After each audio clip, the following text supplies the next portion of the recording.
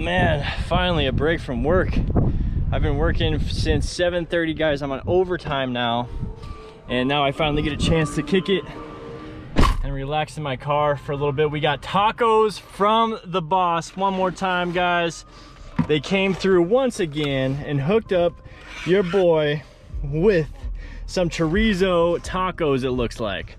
So I'm super excited about that. I'm about to chow down, guys. And then we're gonna get into the secrets van lifers won't tell you.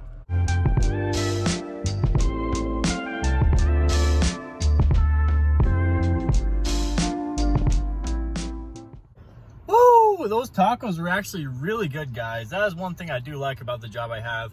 Little things like that where the owners go when it's busy and they go to a Mexican spot or whatever and just get us some food. It's phenomenal. So I enjoyed that.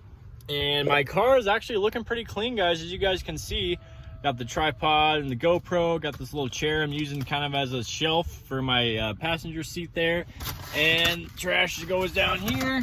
Looking pretty good. So before we get into the secrets van lifers won't tell you, I'm going to go back to work, guys, for a few hours, hopefully. I mean, I've been working so much this week, it's insane. And then we're going to get into that. So let's get it. All right, guys, so we are off of work now. So let's get into the meat and potatoes of this video. 5 things van lifers don't want to talk about. So the number one thing van lifers don't want to talk about, guys, is it's hard to drive a van. Now, if you think about it, guys, we drive cars our whole life. Not many people have a lot of experience driving vans unless you drive one for work, unless you already have driven an RV or something like that. So driving a full-size van is actually very difficult. I have actually driven vans in previous jobs I've had for work, and it's not easy, guys. You have to be very aware of your surroundings. Half of these vans are almost require CDLs to drive, so they're huge. And it is a hassle to have to drive something like that all the time, guys. I live in a car, and there's no amount of stress when I'm driving that is exceeding regular driving. So having a van is an extreme stress inducer when it comes to driving something that big, guys. I mean, let's face it, it's a hassle to drive a big van. Hard to drive. All right, guys, the second thing van lifers don't want to talk about. It's expensive. Let's face it, guys, a brand new Ram ProMaster, because that's what you want, right? You want a new one with low miles or 0 miles. It's like 30 or 40 grand. That's without the build. So, brand new Prius, it's like maybe the same price as like 30 grand, but what do you get? You get a car that is very fuel efficient. It's just a no-brainer when it comes to that choice, guys. So a van, an empty shell of a brand new ProMaster is, 30, 40 grand. And I think that's pretty generous. And that's the Ram ProMaster, guys. The Ram ProMaster is like the van lifer's budget van. You know what I mean? Most of these people are getting Mercedes or they're getting the high-end vans. And so it's a whole different demographic of people, guys, that are affording these vans. The Winnebago Rebel is almost 200 grand. For a van, for van life, 200 grand. So expensive, I would say, is one of the main things, guys. Let's face it, extremely expensive to build out a van too. So when you think about not just the van shell, guys, the build out. Build outs for a van, if you do it yourself, it might cost you a couple $1,000s, and that's very, very cheap. I know some builds can cost 5 to 10 grand for the build. So there's no question that having a van life van is extremely expensive, not to mention gas. So yeah, guys, that kind of ties into the next thing that van lifers don't want to talk about, is you have to build it out, or you have to pay to get it built out. Are you just gonna live in the empty shell and throw a mattress in the back? You might as well live in your car. It has to be a planned out, years in advance. And either you do it yourself, so you're a skilled carpenter and you're a skilled electrician and you're all these skills, or you're gonna pay someone to do it. And all of that requires so much, guys.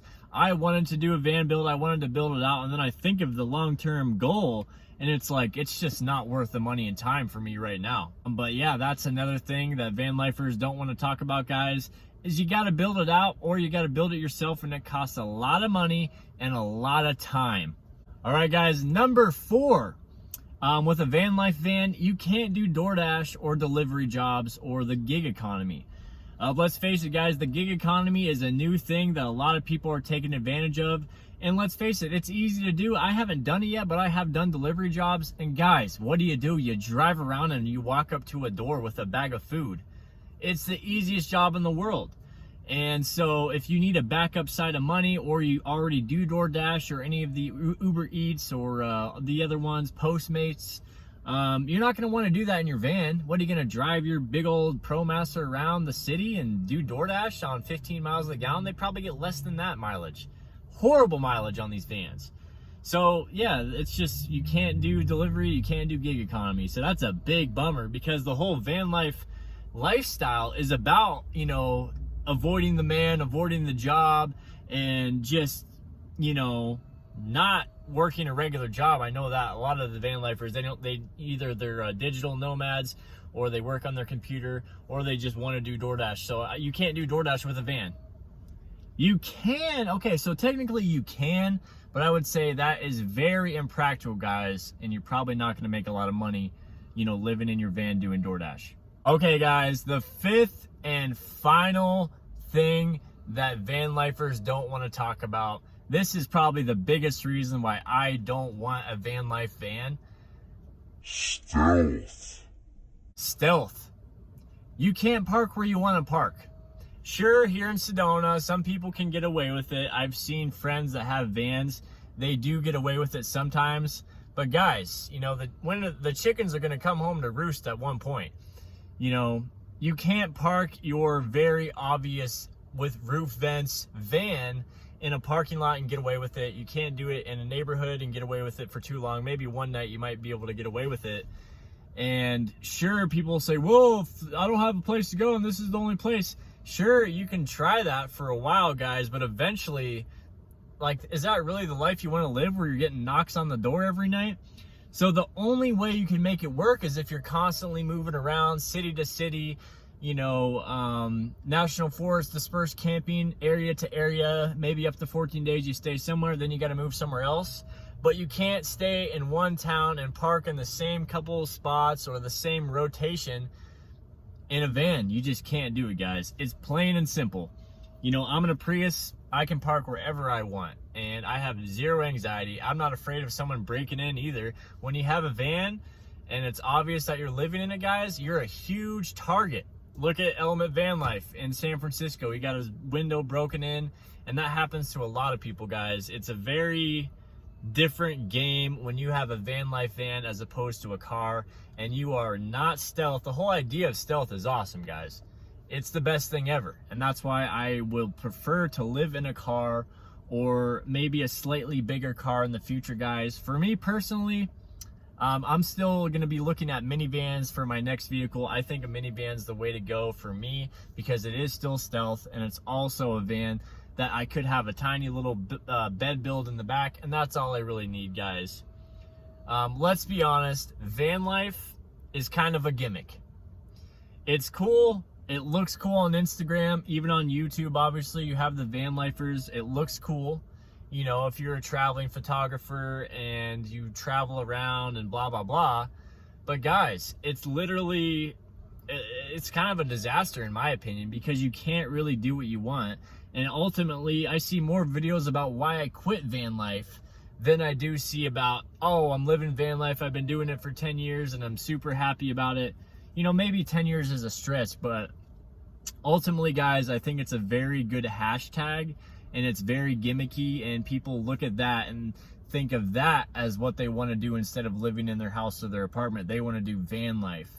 And it is an option. You know, some people do make it work, so I'm not a big hater, but I am saying, where's the car life community? Where's the minivan campers? Where's the people that are in SUVs? I know there's people out there, but why isn't that as hyped up as van life? It's because of the human mentality, and everyone wants that perfect picture image of life.